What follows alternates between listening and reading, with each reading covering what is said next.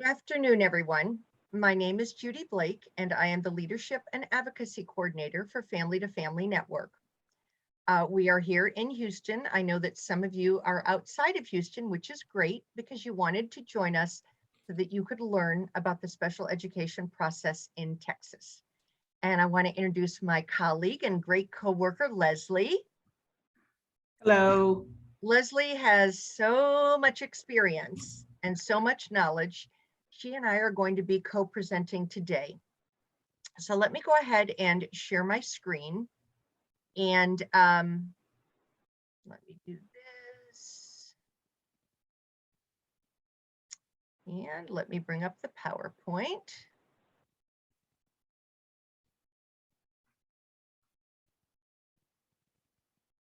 Whoops, let me do one more thing. Don't we all just love technology? There we go. Can you see that, Leslie? Yes. Okay. So we were very, very grateful to receive a grant.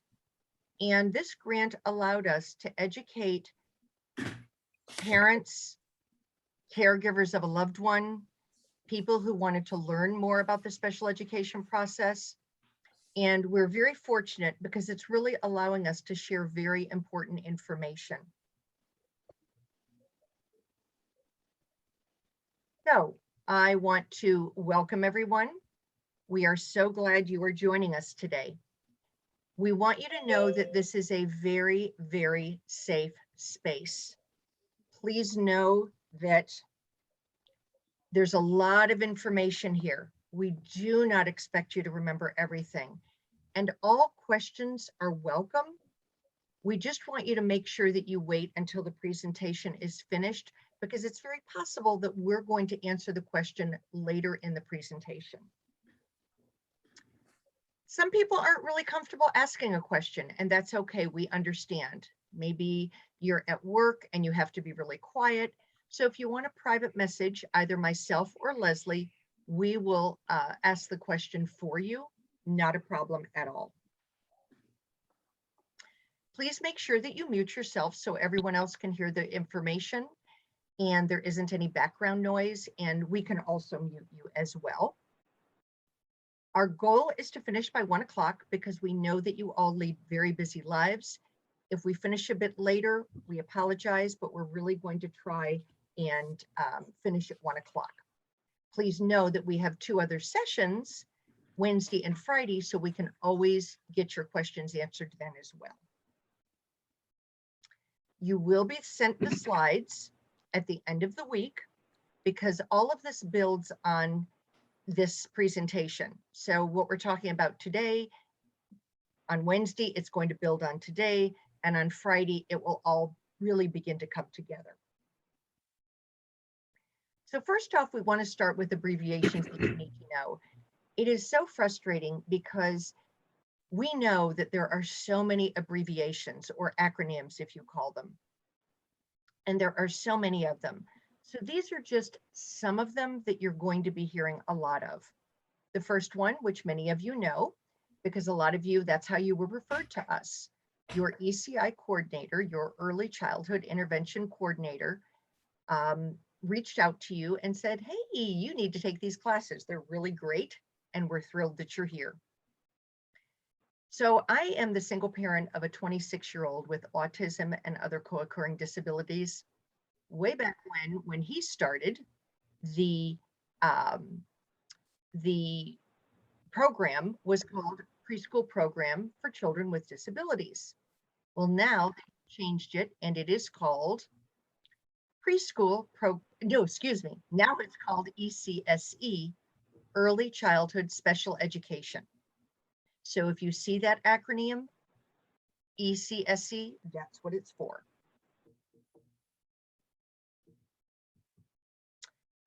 Hold on, now it is not working. There we go. So why are we here? We are all talking about IDEA. Stands for Individuals with Disabilities Education Act. And this is the federal law that ensures public schools serve the educational needs of students with disabilities. That is why what we are talking about is so important. It isn't something family to family created or something that isn't law. This is the law, and it's important that you know it and that you know your rights. ARD, A-R-D. It stands for admission, review, and dismissal. So a lot of times you'll get a notice saying your ARD is coming up. That's what they're talking about. Those are the meetings that you have with the school. They're called ARD meetings.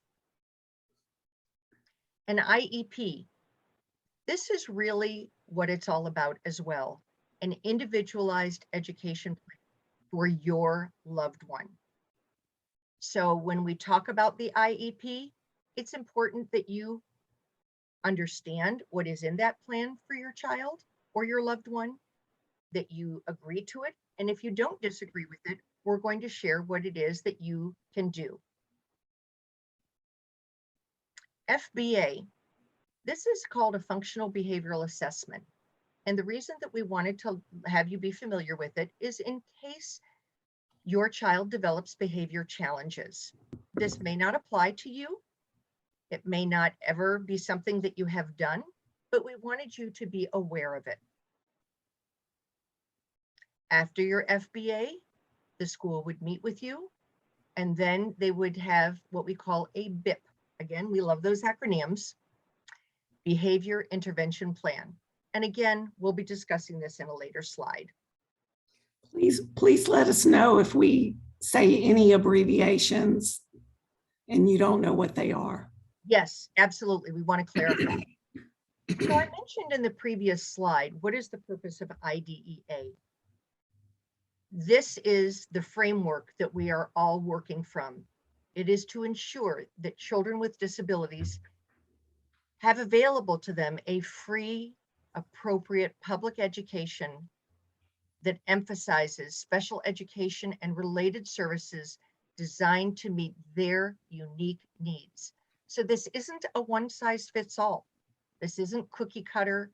This is something where the IEP, that individual education plan, should be geared towards your individual child and what works best for them. It is to prepare them for one of three things by the time they graduate high school. It could be further education, it could be employment, or it could be independent living. Actually, all three of those things, that's what they're required. Yes. And I know it seems very early to talk about that, but everything builds on that. So Exactly. You're looking to the future. Absolutely. And some of your children, you know, I know some families where they've been told, oh, their child will never do this, never do that. We don't want you to think like that. No one knows what the future is hold. And it's important to be positive. And it's important to know that your child has so much potential. We don't know. They may be going to college. Time will tell. But every meeting that you have with the school should be geared toward your child and what their needs are. So what happens when your child turns 3 years old? And some of you are at different stages. Some of you, maybe your child is 18 months on this call. Some of you, maybe your child is already 5 years old, but you wanted to learn more. But once your child turns 3, they're no longer in the what we call ECI program, early childhood intervention, and they are transferred to the public school. So your ECI coordinator must conduct a planning meeting for transition. And this is done at least 90 days before your child turns 3, but not more than 9 months before. And the reason that we want to start at least a few months before is because it takes time to schedule these meetings. And the purpose of this meeting is for parents to meet the school district people. It's important to know that you are a really important part of this process. You may want to invite your child's therapist. Your ECI coordinator should be there, and a public school representative should attend this transition meeting. So you can invite other people, and even though this isn't typically the case, if you feel that a therapist who knows your child really well and needs to be there, by all means, you have the right to have them there. So your ECI service coordinator should develop a plan with steps to help you transition them out of ECI. Transition is a really big time for our children because in this case, you're transferring out of one program, being ECI, and you're transferring into the public school. So they're going to help you figure out, is your child eligible for special education services? They're going to help you learn about those services, explore other options, and then they'll assist you in determining whether or not there are other needs that should be considered. If your child is eligible for special education services, that's when they must refer your child to your local school district with your consent. Keep in mind that you have the right to refuse services, but it's important that if your child is being referred, you must give your consent. So we've listed an additional link here at the bottom, and you're going to see this website come up again and again. And again, don't worry about writing it down because you're going to get these slides at the end of the week. But navigatelifetexas.org is a wonderful website, and you'll see one of their links here, Beyond ECI. So timelines.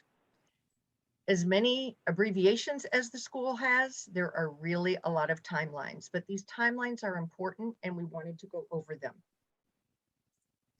When the school receives notice from your ECI coordinator or provider, they must evaluate your child within 45 days of receiving the notice. Again, this is a timeline that they must adhere to. After conducting what we call a full and individual evaluation, that's also called an FIE, they're going to conduct that evaluation in every area of suspected disability. So the school is then going to hold that ARD meeting that we talked about on a previous slide, where they discuss admission, and that IEP, the individual education plan, meeting must occur within 30 days of the evaluation being completed. If your child is transitioning from ECI to public school and your child qualifies for special education services, the school must allow your child to start school on their 3rd birthday. And 3 means 3. They must start on their 3rd birthday. So again, I know this can be kind of confusing. There's the slide, and this is going to come up again, and we will be reviewing it again on Wednesday, and we'll probably review it again on Friday. So suppose you're on this call and your child is not in ECI. Suppose you've just moved here, or you had your child at home and you didn't put them in an ECI program. So if this is the case, you want to request an evaluation to see if your child is eligible for special education services. You must submit a written request to your child's school. If you're not sure what your zoned school is, you simply can Google it. You put in your zip code and what school am I zoned to? Because some people are kind of on that borderline between one school and another. And if you're not sure, make sure you Google it. And if you call the school and you're not zoned to them, I'm sure they will tell you who your zoned school is. But notice how we have in bold written request. It's really important that everything be kept in writing. So you can always look on the school's website, see who the director of special education is. If you don't see that, contact the principal, the assistant principal, a guidance counselor, or you can call the school and say, I need to request an evaluation. Who can I send that to? Once the school receives your written request, they have 15 school days to provide you with an opportunity to provide written consent for that full and individual evaluation. So you're sending the request to them, and then they have 15 days to respond, where you're going to have to sign that written consent form. Because like I said in the previous slide, it's important that they get your written consent to do so. Suppose the school says to you, nope, we don't need to complete an evaluation. They must provide you a notice of what we call their procedural safeguards that explains what your rights are under the law. We could talk an entire hour about procedural safeguards. It's very important that you understand this. We are going to be discussing this in depth more on Wednesday and on Friday and a little bit later in this program. But the procedural safeguards tell you what to do if you disagree with their decision. They have 45 school days to conduct evaluations after you sign that consent. So the minute you receive something, please sign it and make sure you return it to them. So after that 45 days, when you've signed that consent and they've conducted that evaluation, they have 30 calendar days to arrange what we call that ARD meeting. And ARD is admission, review, dismissal. And in this case, it would be the admission part. At that point, they're going to review the results, determine eligibility, and develop an IEP if the child is eligible. And again, IEP is Individual Education Plan. It is the plan specifically for your child and how they are going to address the disability, what supports they might need, and they will have that meeting. So there's a lot of things that you need to remember in this process, but these are some of them. Always, always keep copies of all written documents for your records. You know, suppose you're in an area where you might know the teacher or you know people from the school and you see them. Or maybe your other child goes to that school and they tell you something in the hallway. That does not count. You want to make sure that everything is in writing and that you keep written documents for your records. On Friday, we're going to show you how to organize that information. Anyone can make a referral for evaluation, and that's you, the parent. In this case, it's probably the ECI coordinator working with you, but if you weren't in the ECI program and you are making sure that your child gets a referral, you have the right to do that.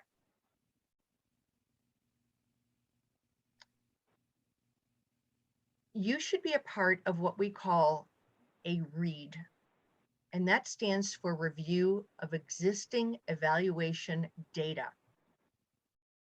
So what that means is, as part of the initial evaluation or any future evaluation, there's going to be existing data. For example, the school district is going to want any ECI records. They might want therapy notes. Maybe you're from out of state and you have other school records. So you want to make sure that you provide that data to them. They're going to review it, but that's not an evaluation. You want a current evaluation by this school district. You should have the right to ask what examinations or tests will be used and how they will be used to develop that IEP that we talked about, that individualized education, sorry, that should say plan, not program, or I guess it could be program. But that's what you want to make sure. So all of those tests that are being done, all of that paperwork that you already have from your ECI coordinator, any therapists, that should be given to the school district. It should be reviewed.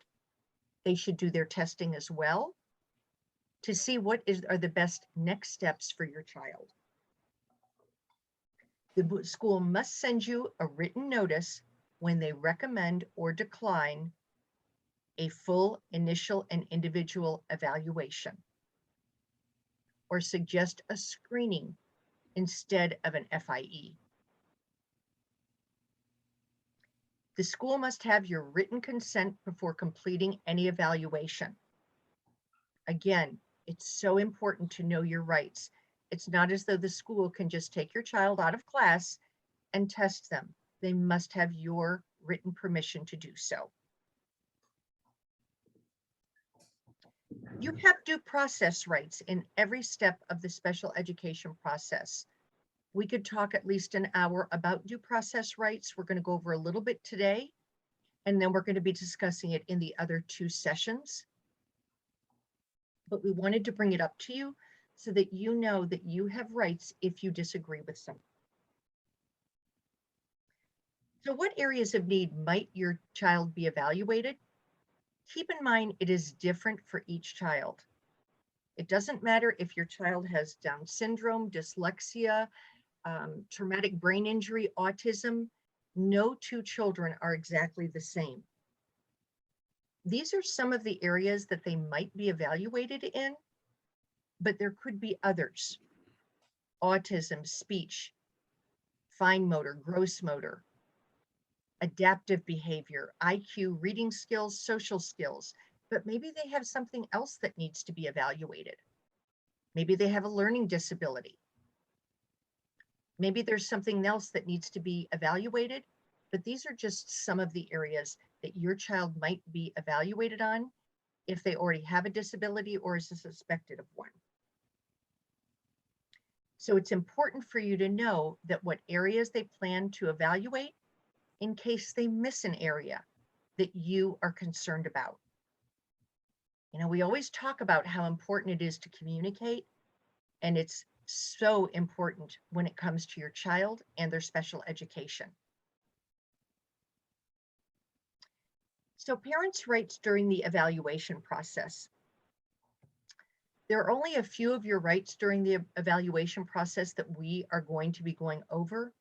But if you want to know more, again, you can Google, and we'll be giving you this link later in the IDEA manual online. And we're going to discuss a few of those rights now, but there's many more in the entire manual. And IDEA is Individual with Disabilities Education. It's the basis of what we are basing these guidelines on.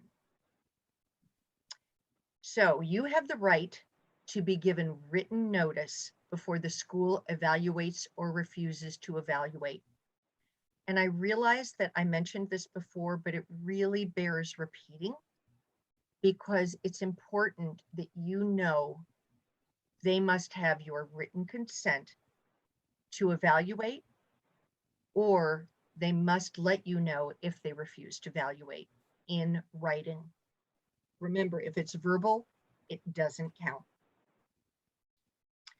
You have the right to be given information about all abilities, skills, and knowledge to be evaluated. Again, the reason that you want to know that is because what if there's something they've missed? And if there is, you can let them know, okay, my child has autism, but they might also have an intellectual disability. There may be some other co-occurring disability. And you want to make sure that you convey that information to the school. You have the right to be given descriptions and explanations of the procedures, test records, and reports to be used. Know what they're doing with your child. If your child has a lot of sensory overload, maybe gets tired at the end of the day, some kids get their second wind at the end of the day. If it works, let them know when is the best time to evaluate your child. Some kids are really like awake in the morning. That was not my kids, but some kids were. And you want to make sure, let them know the most optimal time to evaluate your child. Be given a copy of the evaluation reports so you can review and understand the report results. You want to make sure that this is done before that ARD meeting. So let me explain that a little further. After your child is evaluated, they're going to have a series of results. And when they schedule that ARD meeting, that admission review meeting or dismissal, and they're going over that individualized education program or plan about your child, you want to make sure that you have the test scores in front of you before the meeting. And why is that? Because you want to make sure that you can see the results, really take a good look at them so that you're not surprised, and you can review them. Maybe you can make notes, know to ask questions, so that ARD meeting is as productive as possible. You don't want to be shown all of your child's results at the time of the ARD meeting. Get the information beforehand, and the school should be giving that to you. Does that, I hope that makes sense to everyone. If it doesn't, please let me know. Have the results of all evaluations considered at the meeting, including any outside evaluations that you get from professionals who do not work at the school. So you were sent the evaluations, make sure you bring them to the meeting with you. Make sure you have your own set. Have the evaluations and test materials in the language most likely to provide accurate information on what you know your child can do. We all know how diverse Houston is, and I love the diversity, but make sure that you have the information that works best for you in a language that you can understand and in words that you can understand. The reports and evaluations and data that you're getting are only as good as what you understand them to be. Be assured that the evaluations and tests that are used are appropriate for your child, and that no single test, such as an IQ test, will be the only basis for determining eligibility. I can tell you from personal experience, just because someone may be academically bright and score really, really well on IQ, that doesn't mean there isn't a disability. It could be autism, it could be anything. So you want to make sure that you have as many tests as possible to really get a clear picture of the performance of your child. Leslie, did you want to add anything to that?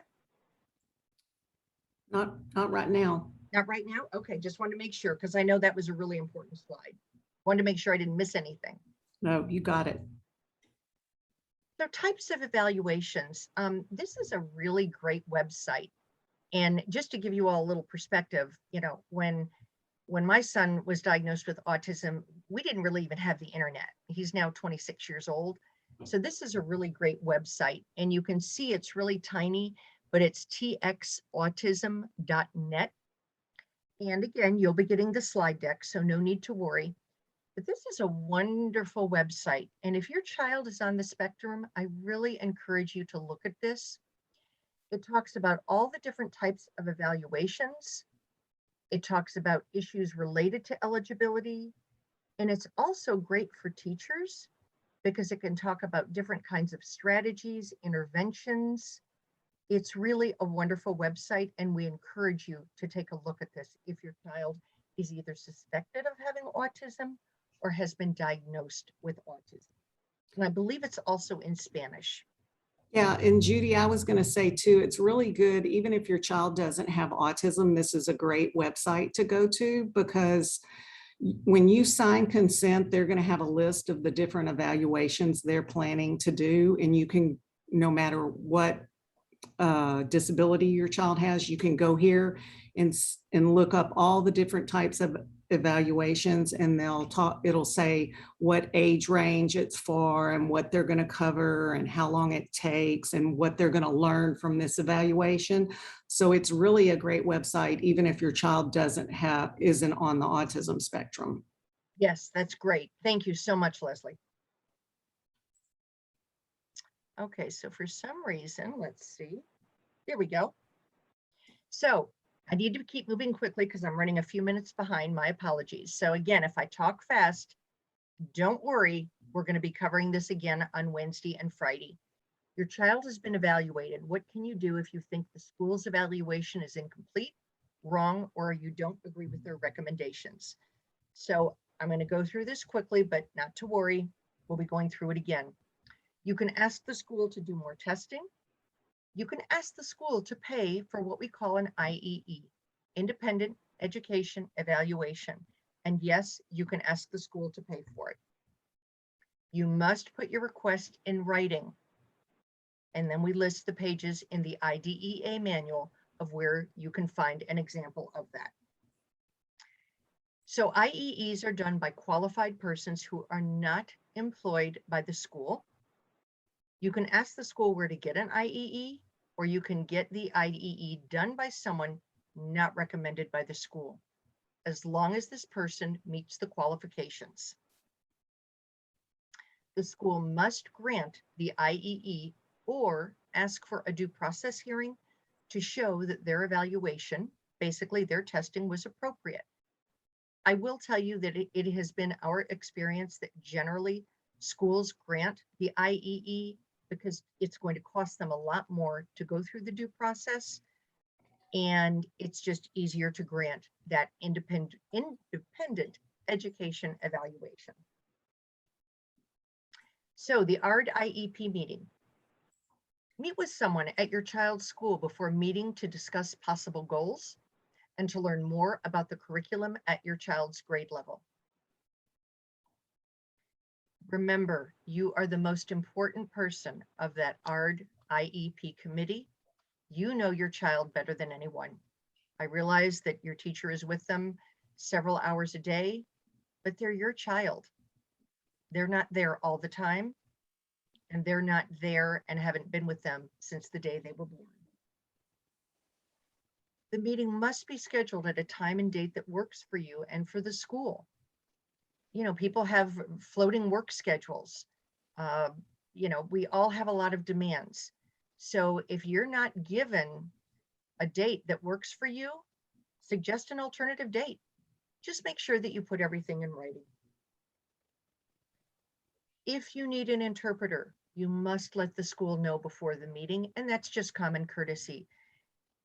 If you need an interpreter, by all means, ask for it. Again, Houston is a melting pot. There is so much diversity here.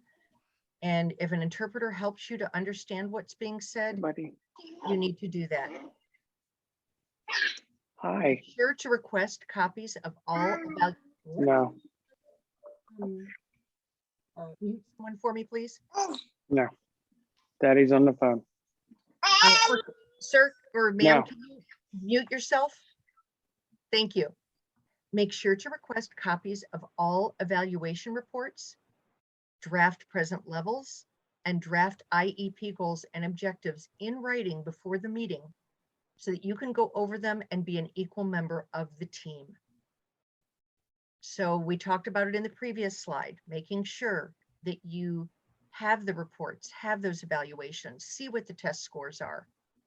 We'll make sure that you know what your child's present level is and what the school is proposing for goals, so that when you come to that ARD IEP meeting, you know what's going to be discussed, you've made notes, and you're prepared. Bring someone that knows your child to the meeting with you. That's really important for moral support and for someone to maybe give another perspective. If you're not able to bring someone with you that knows your child, at least bring a friend of yours who can give you some moral support. Make sure that all required members of the committee will be there. So this is in page 43 of the IDEA manual. They are required to have specific people at the ARD meetings. You want to make sure that happens. So Leslie, notice of procedural safeguards. Leslie's going to quickly review this. It is so important, and we will be going over it again later in the week. Leslie, you want to go ahead? Okay, so you're going to get a copy of this probably at every time you have an ARD meeting, but it's really important, and you want to read this.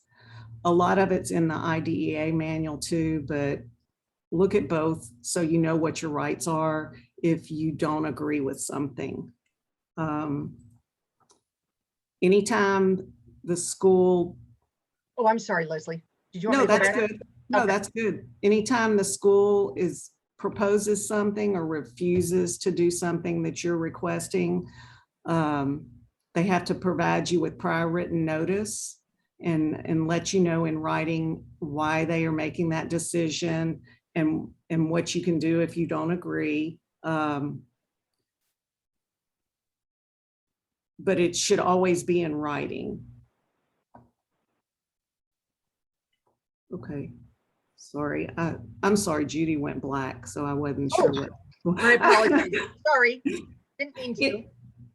Anyway, we're going to talk more, like Judy said, about your procedural safeguards and prior written notice. Okay, Judy, I don't see the slides anymore. Yeah, somehow my apologies. Just a little technical difficulty here. There you go. You see it now? Yes, yes. Okay, Thank you. sorry about that. Okay. It's not the big one though, so I Yep, don't know. that's what I'm about to do. Okay, great. We're trying to do. So this next slide about understanding your present levels and goals, I like this slide because it just shows that how one thing comes from the other. So you're going to have your present levels of academic and functional performance. And from that, it should connect to the annual goals and the short-term objectives. Let me stop sharing for just a second and then start again.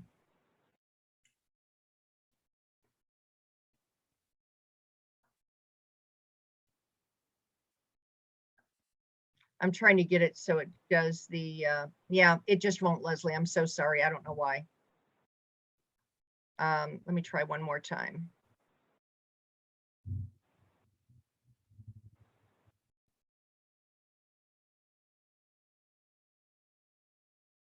You can go back to the other screen. That worked okay too. Yeah, I just, for some reason, it won't, Okay, that's good. yeah, my apologies.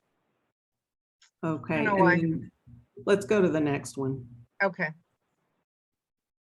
So I like this picture because it shows how first you have to have a good foundation, and that's at the bottom, and that's your full and individual evaluation and any other information that you bring to the table.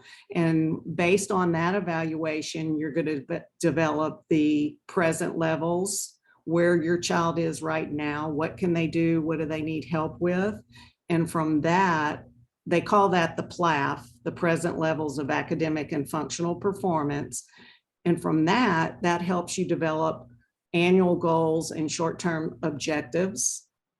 The PLAF should always connect to the IEP goals and objectives. So if there's something in the present levels that they're having difficulty with, you want to make sure there's a goal for that. Sometimes we see where the PLAF doesn't even connect, where maybe there's something in the PLAF that needs to be worked on and there's not a goal for that, or maybe there's something in the PLAF that the child does really well and there's a goal for that. So you just want to make sure those connect. And then after that, you're going to decide on supplementary aids and services. So that could be things like speech therapy and occupational therapy. Maybe your child needs some in-class support from a paraprofessional. And after you do all of that, only at that time are you ready to determine placement. So placement should be decided at the very end. They shouldn't predetermine where your child is going to get special education services until you have all the rest of the information. Okay, next slide.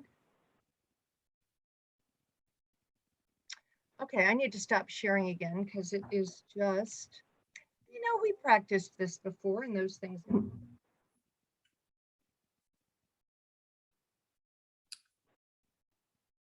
Okay. And I can talk about it. Judy talked a little bit about the read. which is the review of the existing information that you already have on your child. So that's going to be done before anytime there's going to be a new evaluation or a 3-year reevaluation. They're first going to do a read. They're going to gather information that you already have and update it based on the data they've collected or any new information you may have.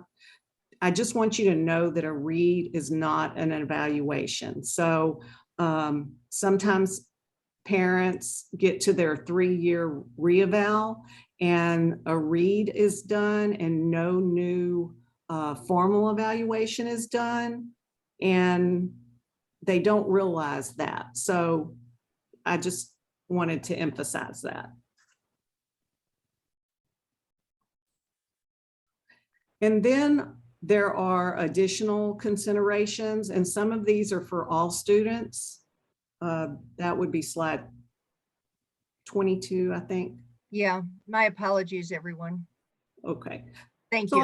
I'll go ahead and talk about it though. So there are additional considerations for all students, like assistive technology, and does your child need an extended school year?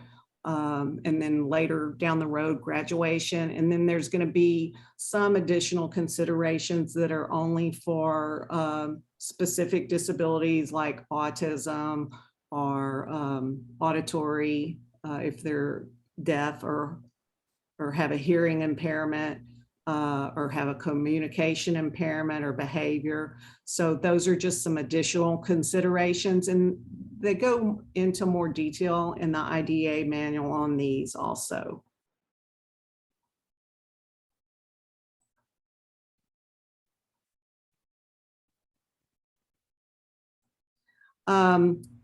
This is the autism supplement. So if your student is on the autism spectrum, there are going to be 11 extra protections for students on the autism spectrum. But I would encourage all parents to look at that, because just because your child isn't on the autism spectrum doesn't mean you can't talk about these things in your child's IEP meeting. And so it's good to know. A lot of times we talk to parents who their child is on the autism spectrum and they don't know about the autism supplement, and it's part of the IEP document that can be very powerful because it talks about student-teacher ratio, positive behavior supports, in-home training, social skills, a lot of extra things that can really make a difference for the child.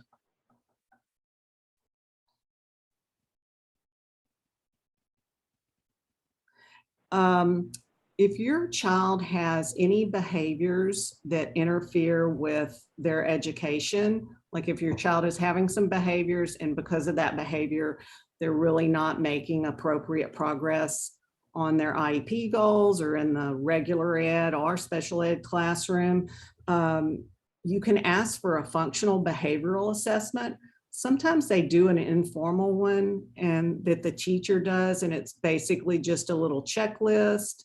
But if that's not helpful, be sure and ask for in writing a formal functional behavioral assessment, and make sure it's done by a qualified person, because they go in and observe the child and see what's happening before the behavior, during, and how the teacher is responding to the behavior. And then you will have a meeting and you'll develop what we call a behavior intervention plan, or a BIP, and everybody will be trained in that and they'll follow it, and it can make a huge difference for a child that's having behaviors that are interfering with their education. So that's something really important.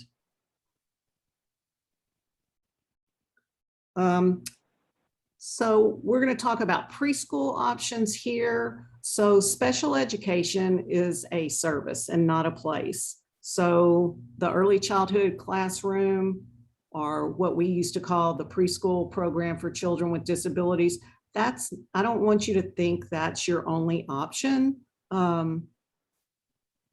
yes, your child, that might be a good option for your child, but special education and related services can be provided in a variety of settings. Some people also, when you're between the ages of 3 and 5, there's also something called dual enrollment, and that's where my son did it. He's on the autism spectrum. He's an adult now, but when he was young and he was that age, we did dual enrollment. He would go to an ABA center for part of the day, and then he would go to the public school for the other part of the day. And so that is an option, the dual enrollment. It could be a private preschool, and maybe your child goes to a regular private preschool, like a church preschool, for part of the day or certain days, and goes to the public school the other days. So that's an option.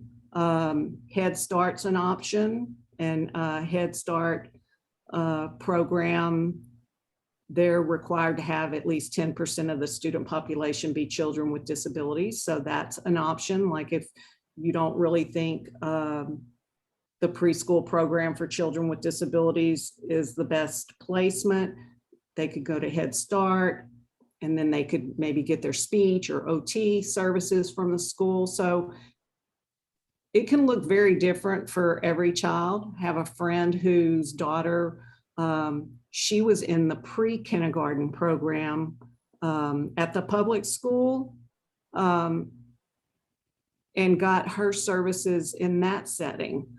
She had some paraprofessional support, and even though that program is not specifically for children with disabilities, it's a good place for some students when their ages 3 to 5. And then lastly would be a more segregated placement where there's only children with disabilities in that classroom. And that's usually on a specific campus in your district. It may not be your home campus because those programs aren't always on every campus. So they would send your child to a campus that's close to your home campus, but maybe not on the home campus.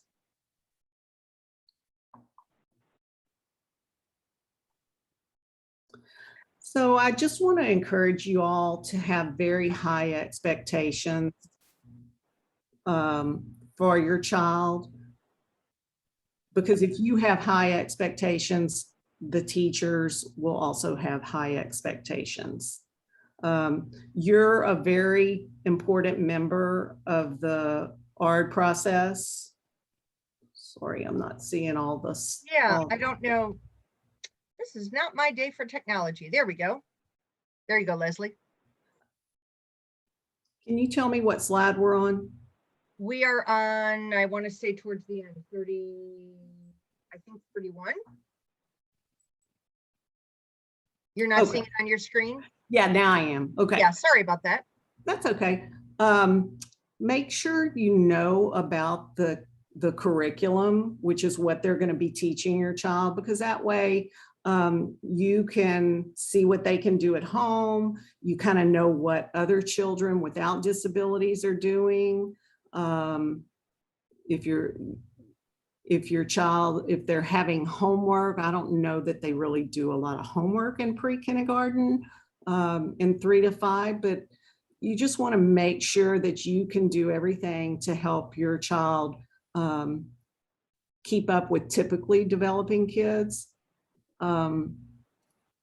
Sometimes children with disabilities are going to need accommodations or modifications, and that's where an accommodation is something that doesn't change the curriculum. It might be where your child gets to sit at the front of the room, or maybe they get to take breaks if they're getting overwhelmed, things like that. Where modifications are where they actually modify curriculum, where, for instance, if they're doing spelling words and they have a spelling test, the typical kids may be responsible for 10 spelling words, and maybe your child's only responsible for 5, or they may show in other ways that they know how to spell the words by circling the correct words. So there's a lot of accommodations and modifications that our children can have so they can stay in the least restrictive environment with their same age peers that don't have disabilities.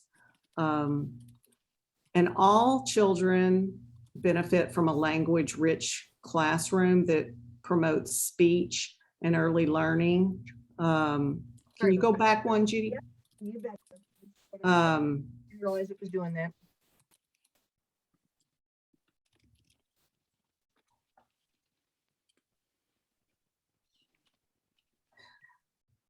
I feel like when children are in the least restrictive environment, they have appropriate role models for speech and behavior, and they're being exposed to the same curriculum.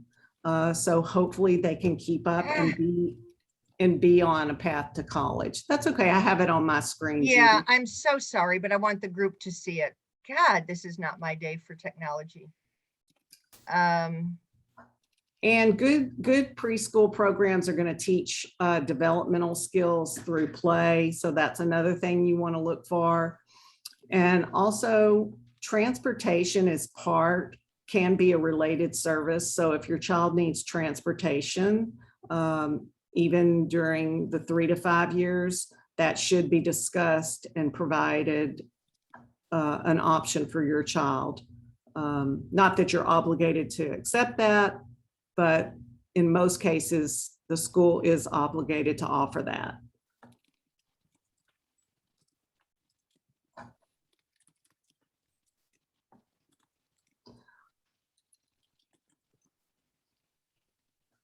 And then I just want you to remember that you always have a choice.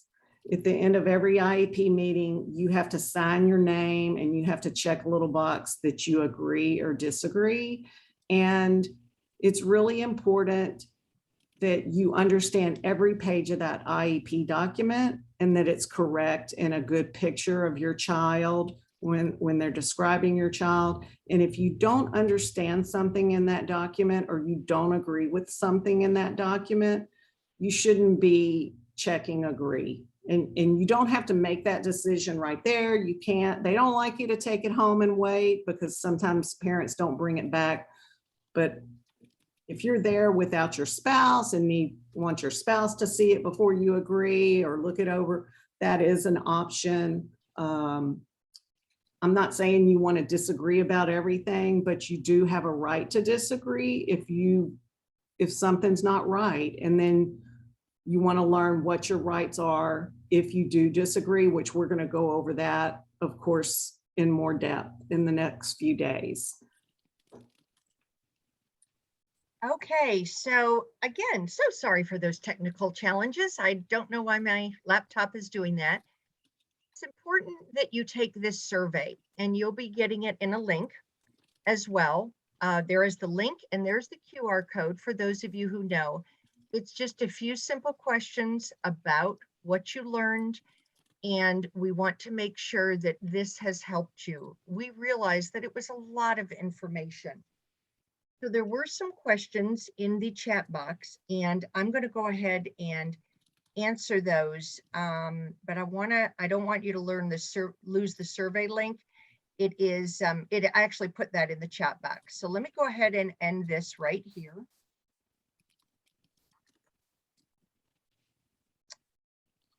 Okay, let me stop sharing and let me get to the questions in the chat box.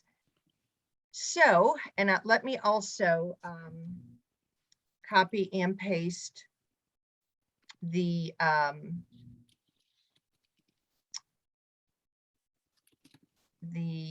link for you.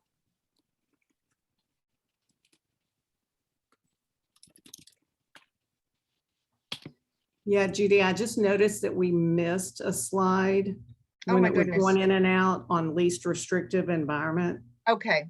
So do you want me to go back to that, or do you know what to talk I about? have it, yeah, I have it on my computer. Okay. And so I just want you to know that under IDEA, it requires that students with disabilities be educated in the least restrictive environment with appropriate services to meet their needs. And that means that to the maximum extent possible, children with disabilities should be educated with their non-disabled peers.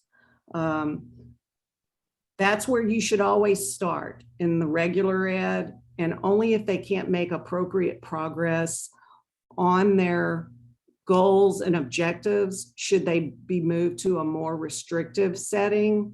And I guess for me, for my child, when he was little, I mean, I had a vision for what I wanted for the future, and I always wanted him to, even though he had a pretty significant disability, I wanted him to grow up and live in the community and not in a segregated setting when he's an adult. And so I always wanted him to be in the regular ed classroom with the supports he needs as much as possible, so he would have appropriate speech models and behavior models. Expectations would be high. He would be at least exposed to all the curriculum, even if he wasn't going to be responsible for all of that. And so I think that's really important. I know everybody has to do what they feel is right for their child, but keep that in mind, because if you're not raising your child to go live in the state supported living center, why would we want to put him in a real segregated setting now? Now, he did do a segregated setting when he was in an ABA therapy program for autism. But it was very cutting edge. They were getting him ready to be in regular ed. So just keep that in mind. Thank you, Leslie. We have a couple of questions. Really great question. How do you know you're not poking the bear by requesting testing and things the school can't refuse? What if they take their frustrations out on your child? I've been called a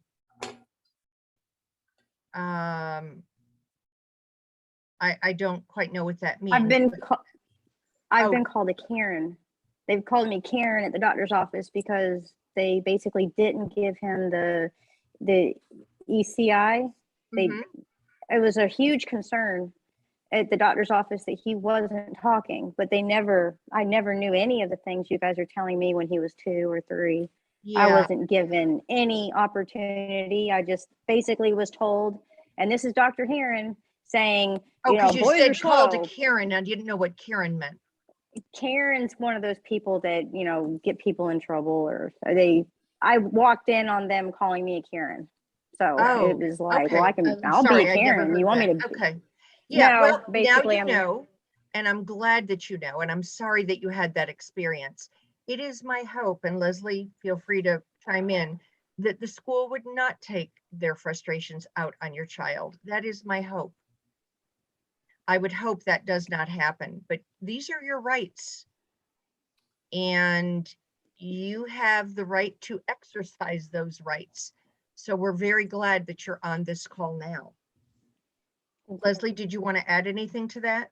Well, I was worried about the same thing when Cameron was little, and when it was time for him to leave the preschool program for kindergarten, they really wanted to put him in a segregated environment, and that's not what I wanted for him. I wanted him to go to his homeschool with his brother, and we had an older principal that always wanted to ship the kids off to a different campus.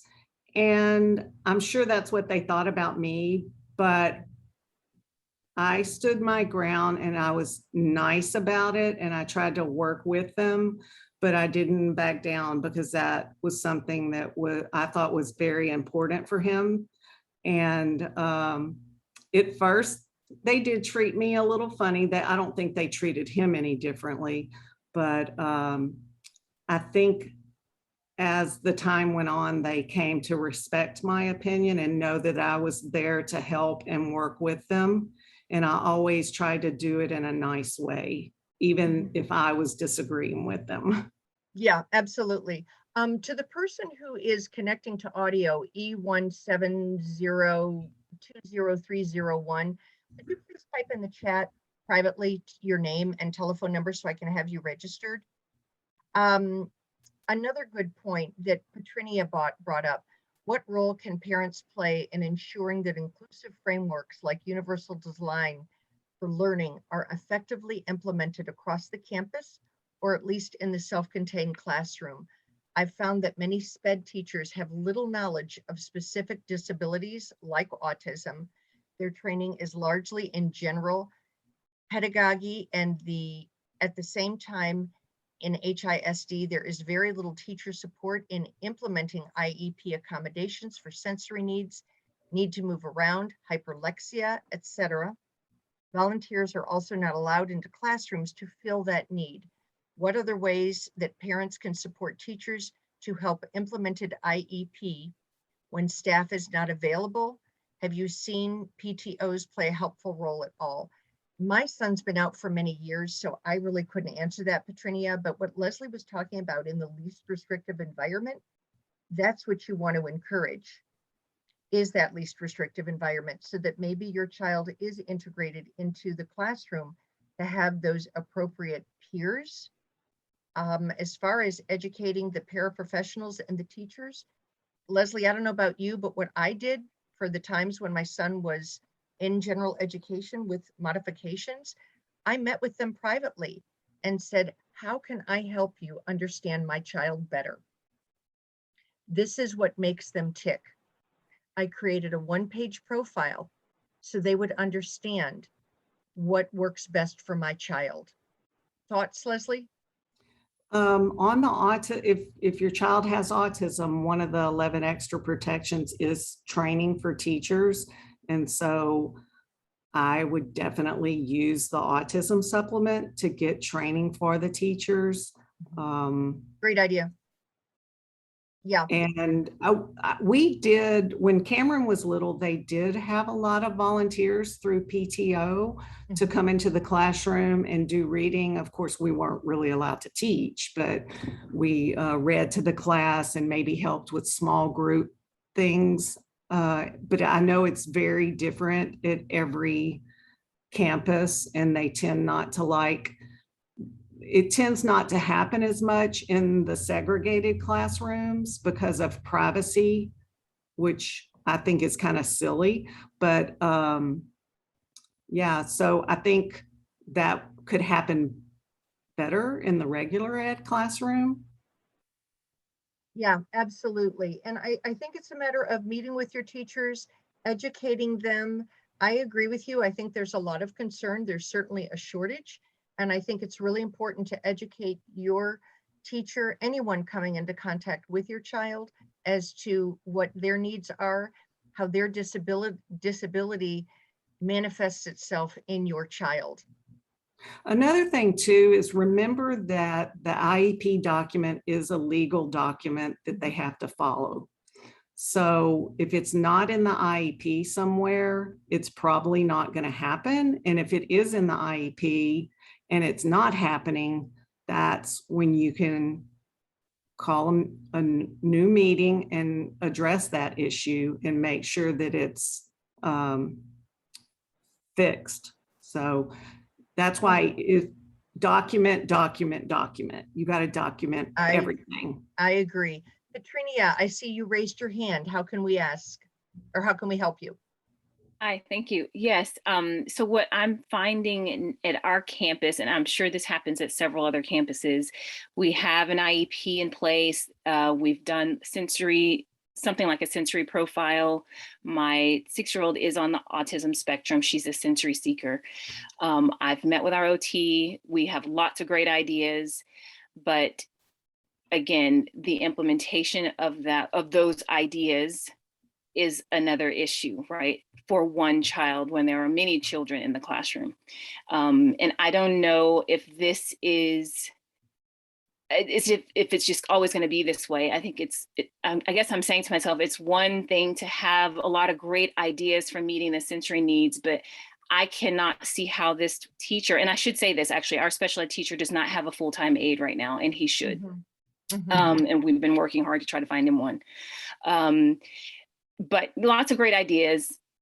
but we're not able to implement them. Yeah. For one, and I- because of the aid, and we don't have one, but Mhm. even in the case of having an aid, I'm not sure that it could be done to the letter of the IEP.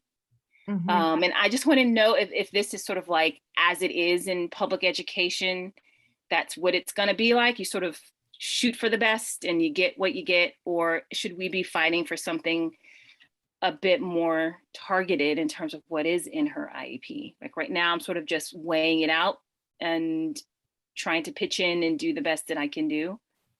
But I just can't see how it could be done for her, and then also meeting the needs of like, right, the other kids in the classroom. Yeah, and that's a good point. And Sheriff, we'll get to your question next. Leslie, do you want to comment? Well, I on just that? want to say, I know it's different in every school district, and, you know, I do know parents that have changed school districts Mhm. due to the situation in their district, but I will say for Cameron, it was determined in his IEP meeting that he needed additional support. And so he had a dedicated pair. I'm not saying that that's right for everybody, but if it's in the IEP, they have to provide that. I mean, Right. that's the law. So, and then it's up to you to make sure they provide some training to the paraprofessional. But that's what's so great about the autism supplement is that when we see autism supplements, it's a lot of cookie cutter stuff dropped in. But if you saw my son's autism supplement, it was very specific to his needs. It said that any new teachers would be trained by the district BCBA before they worked with him. It said that he needed paraprofessional support, and we had a schedule, what times of the day or what part of the day he needed a paraprofessional to support him. So I would definitely use all those tools. I think it is harder in some districts to get Mhm. that than others. But Yeah, yeah. I think it is too. And I think what I would start off with first is maybe saying to the teacher and the special education chairperson, send them an email and say, look, I realize you're overwhelmed, you're short-staffed, but my son's needs are not being met. And I think that's reasonable to email them with that information. What can we do to get his needs met according to what is in his IEP? And I would do that. I mean, I feel for schools. There's shortages everywhere, but at the end of the day, your child needs to have their needs met. We don't want this to be a wasted year. And it that is- should be on the schedule of services page, how Mhm. much in-class support your child receives. Does that help a little bit, Petrinia? Yeah, it does. I mean, I've done those things, and I'm with Tara, right? It's a balancing act because is. you want to keep a bridge with Mhm. the school, you want to remain a partner, and so you have to always balance, you know, how many emails to send and how you send. All those things are sort of in the works, but you know, it's just a very slow and tedious process. It is. Last question I'll ask you quickly, in terms of requesting a para for your child, Leslie, does that para for an individual child, does the funding for that pair come out of a principal's budget? Where does the money come from to pay for that person? Do you know? I'm preparing myself in the event that they say we can't afford that, or, you know, something along those lines. Where does the funding, do you know how they typically pay for a para that's written into an IEP? Go ahead, Mary Jane. I was going to say it comes from the school budget, and every school has to put in what they need for the next year. And so it's coming from that school's budget. The school puts in a budget for their special ed stuff, and then it goes up to the district level and they sort of approved all that stuff. At least that's how it's worked in our district. So the timing of the request is Right. is important, right? So I don't know when budgets have been submitted. I'm just preparing. Yeah. And I think, Go ahead, and I would wanted to answer your earlier question. Sorry, my computer sort of locked up. yeah, we're a all lot having of- issues today. I with this whole sensory issue and being able to make sure those things are really documented so that everybody understands what the heck those look like. A lot of times we put these things into the IEP. And I remember even for me, the teacher, it was simple accommodations, 16-point font, and, we're going to circle things instead of, because he didn't write. And so make sure it's really spelled out what those sensory things are and when they're going to be used, because often I think that's the problem. And then the other part of it is, if we have all these things in there, being able to ask the IEP committee, what's it going to take to make sure all this happens? And that might lead into a conversation about, we're going to need an extra person in the classroom to make sure that happens. So that question, what will it take to whatever, is a really good one to ask, to sort of get the ARD committee thinking about how to make all this stuff work. Because sometimes they put all these goals and objectives in, and then they don't realize till they're trying to do progress reports that they've got all this stuff in there that nobody can report on and nobody can do. So, I mean, really look at that and ask some serious questions. The other thing is, make sure that you're focusing on really important stuff. What can we let go? Sometimes we have to just let go of some things and really concentrate what's going to make a difference in your life, your kid's life. Good point. Good point. Thank you. Sharifat had asked, how can I follow up with daily progress that are being made with my child? I don't want to wait until the end of the 90-day period to hear about his progress. I agree with you. I think daily could be a little bit challenging, unless for some reason your child has had one of those days where they were really out of sorts. But I certainly think that maybe once a week to get an update about your child. I agree. I wouldn't want to wait 90 days either. Leslie, your thoughts on that? We had a daily notebook, or sometimes they would do like a checklist. Sometimes it was helpful. Sometimes it was only used to report his bad behavior. Yeah.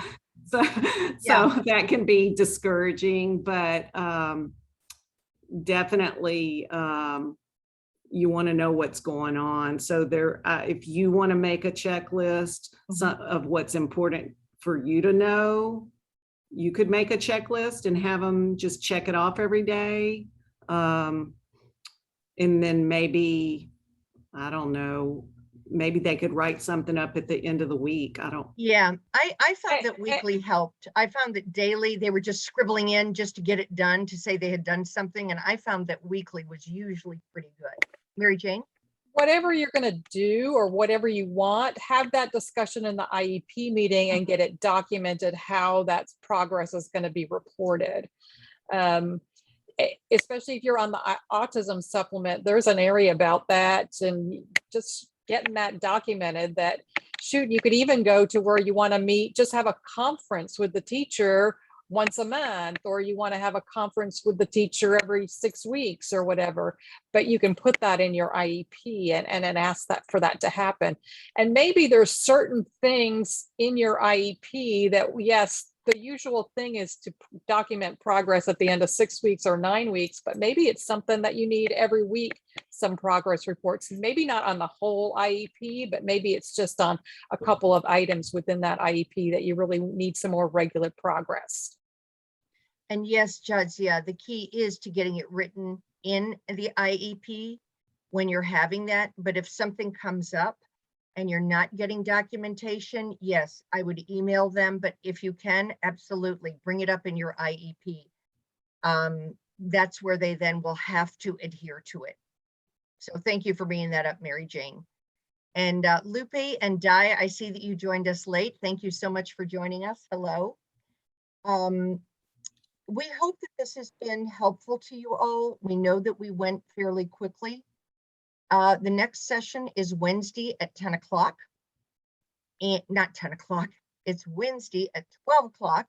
I will be sending you a couple of more reminder emails. I don't mean to drive you crazy with them, but I know we all get so busy, and I just want to make sure that you don't miss something.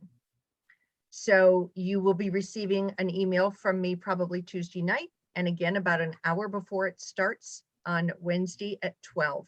If you could log in again a few minutes early, I would really appreciate it so that we can start on time. On Wednesday, we're going to be discussing top tips for successful ARD meetings, and we're also going to review a little bit more of what we talked about before.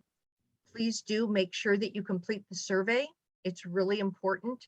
This is a grant-funded program, and they want to make sure that you have learned something, that you have enjoyed it, and that you found this to be beneficial for you. Thank you all so much for joining us. Mary Jane and Leslie, if you could stay on. And thank you. If you have any other questions, please feel free to email Leslie or myself.